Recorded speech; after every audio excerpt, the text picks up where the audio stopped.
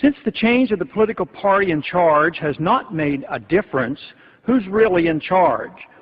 Someone is responsible, and it's important for those of us who love liberty and resent big brother government, identify the philosophic supporters who have the most to say about the direction our country is going. These are the neoconservatives of recent fame. Granted, they are talented and achieved a political victory that all policymakers must admire. But can freedom and the Republic survive this takeover? That question should concern us.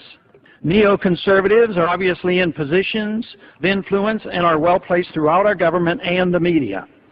The neoconservatives, a name they gave themselves, diligently worked their way into positions of power and influence.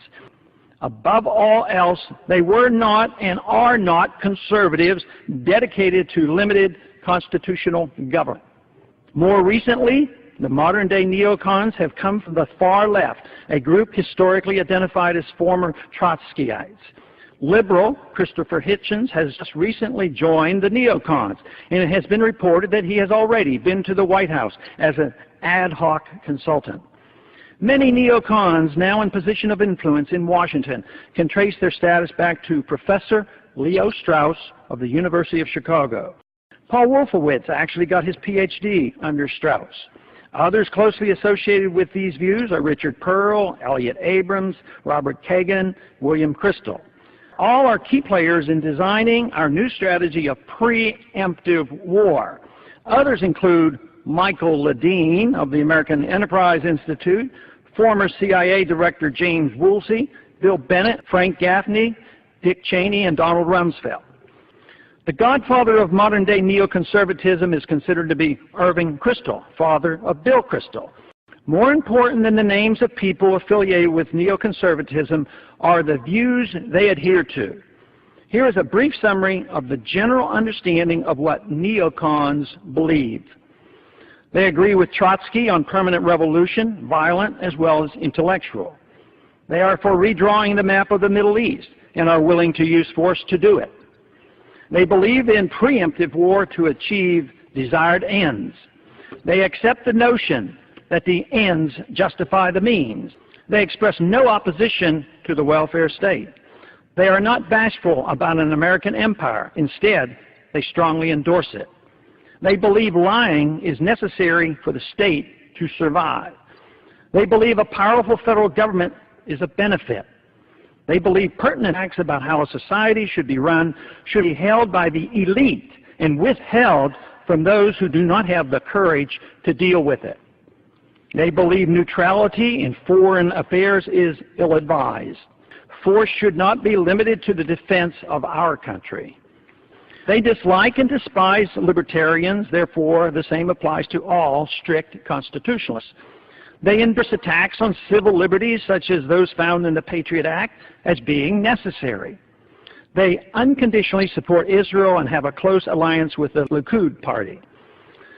Various organizations and publications over the past 30 years have played a significant role in the rise to power of the neoconservatives. A product of the Bradley Foundation, the American Enterprise Institute led the neocon charge, but the real push for war came from the Project for a New American Century, another organization helped by the Bradley Foundation.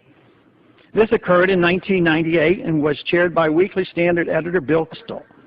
They urged early on for war against Iraq, but were disappointed with the Clinton administration, which never followed through with its periodic bombings. Obviously, those bombings were motivated more by Clinton's personal and political problems than a belief in the neocon agenda. The money and views of Rupert Murdoch also played a key role in promoting the neocon views, as well as rallying support by the general population through his News Corporation, which owns Fox News Network, the New York Post, and Weekly Standard. This powerful and influential media empire did more to galvanize public support for the Iraqi invasion than one might imagine. They have been amazingly successful in their efforts to control the debate over what Western values are and by what methods they will be spread throughout the world. It's of interest to note that some large Christian denominations have joined the neoconservatives in promoting preemptive war, while completely ignoring the Christian doctrine of a just war. The NeoCon saw and openly welcomed their support. Neoconservatism is not the philosophy of free markets and a wise foreign policy. Instead, it represents big government welfare at home and a program of using our military might to spread their version of American values throughout the world.